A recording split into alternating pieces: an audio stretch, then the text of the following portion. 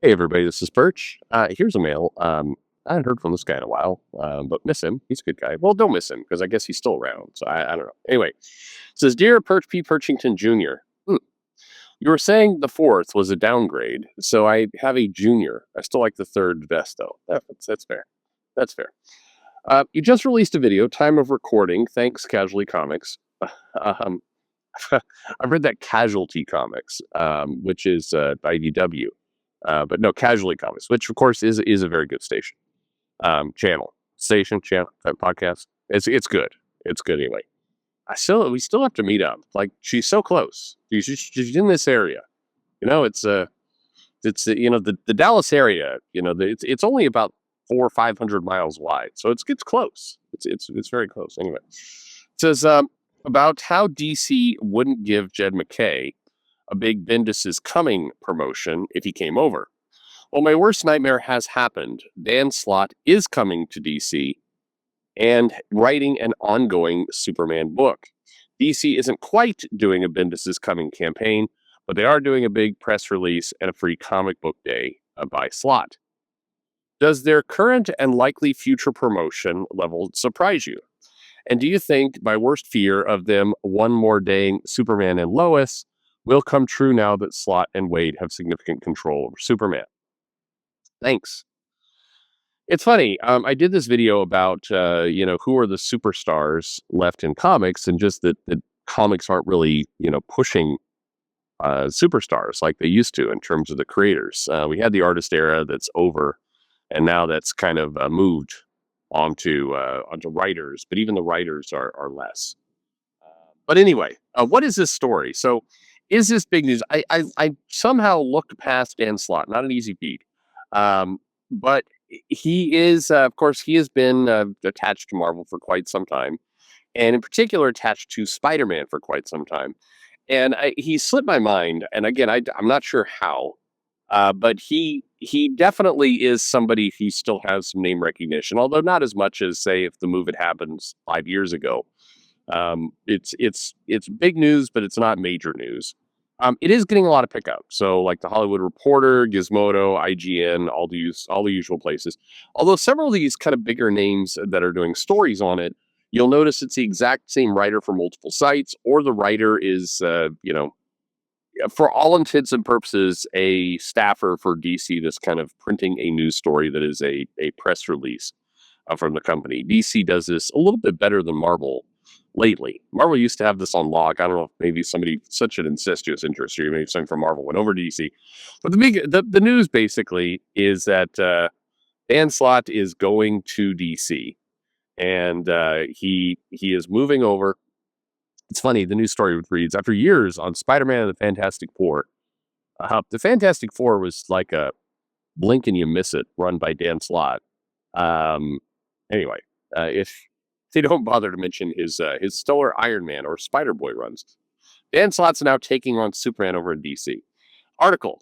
This year marks a significant change in the air for Superman. Along with James Gunn's upcoming movie, DC Comics is offering a massive shakeup to the status quo. And with a big get from the distinguished competition, like Brian Michael Bendis before him, Dan Slott will take on the Man of Steel. Slott will team with artist Raphael Albuquerque and colorist Marcelo Maalo on Superman Unlimited, a brand new monthly comic set to kick off in May. Billed as a driving force for what's to be a summer of Superman, the book kicks off with an asteroid filled with green kryptonite crash landing into Earth. Naturally, it kicks off an arms race for the criminal underworld, with parties like Intergang are very keen to get their hands on Superman's biggest weakness. For Superman, he'll adjust his new paradigm shift by forging new alliances, new tech, and new tactics, and likely getting some, teen superhero, the sidekick that will be insufferable and quickly forgotten. Anyway, things are also changing for his friends and loved ones at Daily Planet. After merging with Morgan Edge's Galaxy Communications, the outlet has become a multimedia platform that prominently features characters that will be in the film, like Jimmy, Steve Lombard, Cat Grant, and includes a new IT specialist in Tina, King Solivar's granddaughter from Gorilla City. In a statement to DC, Slott said he, Albuquerque, and Maalo will take Superman and you to places you'll I want to escape to every month. Million of surprising ideas for him. Low sporting cast, classic rogues, all new friends and foes too. Sure. Superman Unlimited kicks off May 21. Will be set up in a zero issue in DC's Free Comic Book Day. And the Summer of Superman will include ongoing and limited books for fellow supers like Supergirl, Superboy, and Crypto. So that's kind of the news. Dan Slott on Superman, and it begs the question because we engagement farm for sure here on the Perch channel. Are you more? Will you be more excited about Dan Slott taking on Superman? This news, or Tom King taking on Superman like on the as a regular writer? I know he did the bit. Which would be more exciting to you? What if you had Superman Unlimited, and Action Comics, and we got Bendis on Action Comics. Sorry, that's Bendis on Action Comics, Tom King on Superman, and Dan Slott on Superman Unlimited, and that was the new triangle era of DC. How does that sit with you? What do you think about that? Let me know in the comments below as we continue this video. Whatever. Is this how you do it? I don't know. I need some blue-haired marketing intern to tell me how to YouTube, apparently. Look, Dan Slott coming over to DC is obvious stuff to think about it. He has not had the impact over at Marvel in the last couple of years. The attempt to move him on Fantastic Four and to Iron Man did not go well.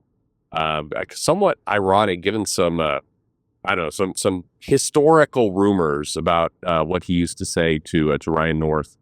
Now North is having a good run on Fantastic Four, at least critically, and has this new Doom storyline coming up. But he really didn't have anything going on. I think the big question, and you could let me know in the comments, is how many months before Spider-Boy is canceled, never to be seen again? Will they, or will they attempt? It will be like a whole new era for Spider-Boy by writer guy you've never heard of, who's never done anything, and we'll never hear from him again after about 4 months. Anyway. So Dan Slott, I think, coming over to DC was logical. They'll give him a somewhat star treatment. Not anything like Bendis, but we'll get a bunch of stories about how he's doing this. We'll get some more insufferable nonsense out of him, and Superman's going to enjoy a year of hype due to the movie. Now, because the movie has Superman and Lois as a couple, I think it's highly unlikely that they one more day Superman. However, I absolutely would be willing to bet that Dan Slott has complained about the relationship with Lois, and this is realistic. And I don't know. It'll be interesting to see how that aspect is handled. Historically, Dan Slott has handled relationships in a way that is weird. Just to be simple about it. His romance, of course, he came in post One More Day. So I mean, a lot of people are like, they blame Dan Slott for that, but that wasn't Dan Slott's doing. Now, he didn't undo it, but frankly, editorial wouldn't have let him if he wanted to. But he did. He then proceeded to have several relationships represented in the book of Spider-Man that were odd, to just put it mildly. So who knows? Who knows what we're gonna get with Superman and Lois? It's interesting though to me, and kind of getting beyond this news of Dan Slott and Superman and everything else. To me, it's odd because comics will work with me here. It's gonna be a little bit of strange logic, but I'm gonna make some points that I think will come together in the end. Comic books are in a lower selling state. They're direct market only. They don't have the big newsstand requirements. They do not have a giant customer who's telling them, hey, if the returnability sinks below, or sinks above, rises above. Anyway, if we have to return more than 50% of the books, then we're going to cut kind of more major publisher level contracts, which is always kind of the fear in the 70s and 80s. So you're in this place where you more or less control what it is you put out, and the impact, the size of the market you're doing in the direct market is small. And so you have a lot of freedom. Now, it's not a good thing, and you don't want to stay there. But in the moment, you have a lot of freedom in what you can do. You've also, per the video that the letter writer addressed a minute ago, you've deteriorated these superstar creators so that nobody could ever hold you hostage as a independent creator.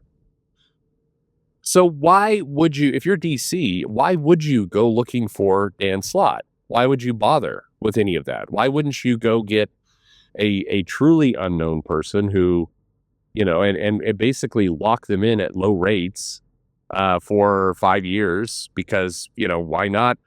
Do the names sell the comic? Put it this way: does Slott on the comic sell the comic, or does the hype and promotion that DC will give because Slott's on the comic, which they themselves chose, is that what's going to give the sales bump, along with maybe some auxiliary revenue from the movie? You put Raphael Albuquerque on there. That's a good artist. I'll be fascinated to see. I mean, Slott and Albuquerque together feels like a interesting clash of styles. And then Albuquerque on Superman, I'll like, but I also suspect that won't be the kind of mainstream um, creative team that you would expect. I don't know. I'm interested to see how that plays out. But the point I was trying to make is, if I'm DC and I'm sitting here and it's like, okay, we got the James Gunn universe setting up, we got a Superman movie, and we want to do some things. I wouldn't have any tolerance for any of the kind of baggage that comes with a lot of creators. And Dan Slott does come with baggage. He's not an unknown entity. He's loved by some, he's hated by others, and I don't know if I would say more, but in terms of a name in comics, he's not a name a lot of people are fond of. Yeah, some people like it, so I don't know. It's kind of, maybe it's just a wash, but you're going to pay a premium there, and you're going to create a little hype over the creator. If I were them, I would just go out and I would look out completely outside of comics. I would look for somebody who is a solid writer. I would not get into the kind of the psychotic nature of some of comic writers. And I would try and set that person up for a long contract, long success. And I would make it about the hero, in this case, Superman, and kind of lean heavily in on that. Um, I think the idea of poaching somebody who is a mixed bag in terms of fan reaction, I don't know that I don't think that makes any sense. And the question is, can Dan Slott bring something new, unique in the table that's going to actively increase sales on a book that is already getting hyped because of other reasons? Like I'd love to run it back in a sales analysis of the Dan Slott on Superman for 2 years, and what are the sales? And like, guy you've never heard of, but just writes a solid Superman for 2 years. Same hype, same promotion. Would it be any different? I don't know. My suspicion is it wouldn't. Or we're talking such a negligible amount, you'd burn that in the revenue and the headache and having it in the first place. So I'm not sure. So I guess okay, all this, now I have a legitimate question for you. Are you excited about the Dan Slott era of DC and him on Superman? What is it you're wanting to see? I don't think he undoes the marriage. Again, the movie is going to be the master here. The comic will be downstream of that. What do you think? Let me know in the comments below. Like and subscribe, and here comes Dan. And what would have been the tagline? You got Bendis is coming. Slott's rolling in. Maybe that one. Thanks for listening.